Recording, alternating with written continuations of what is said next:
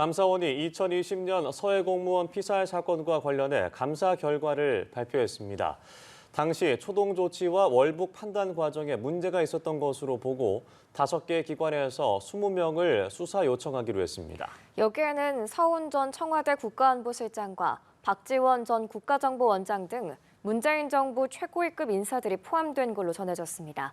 방준혁 기자의 보도입니다. 감사원은 지난 7월 국방부와 국정원 등 9개 기관을 상대로 실질 감사에 들어갔습니다.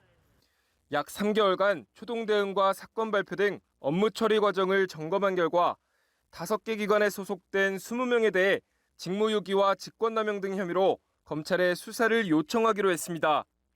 여기엔 박지원 전 국정원장과 서훈 전 안보실장, 서욱 전 국방장관, 김홍희 전 해경청장 등이 포함된 것으로 알려졌습니다. 감사원은 사건 당시 해수부 공무원인 고 이대준 씨가 북한 해역에서 발견된 뒤로 위기관리 매뉴얼에 따른 조치가 없었다고 봤습니다. 안보실 주재 최초 상황평가회의가 열리지 않고 국방부의 군사작전 검토나 해경의 구조 조치가 이뤄지지 않는 등 북한군의 피격대기까지 사실상 방치됐던 겁니다. 월북 판단 과정에서도 은폐 왜곡 정황이 드러났습니다. 감사원은 국방부가 월북 가능성이 낮다는 합참의 최초 보고를 뒤집는 과정에서 월북 의도가 낮았을 가능성을 보여주는 정보는 분석에서 제외했다고 판단했습니다.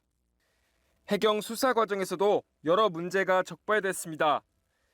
숨진 공무원의 걸로 확인되지 않은 슬리퍼를 월북 근거로 삼고 월북 결론과 맞는 실험 결과만 발표했던 겁니다.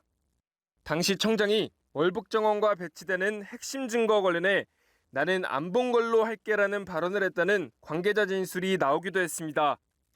특히 이 같은 과정에서 안보실은 국방부와 해경 등 다른 기관들에 자진 월북으로 일관되게 대응하도록 지침을 내린 것으로 나타났습니다.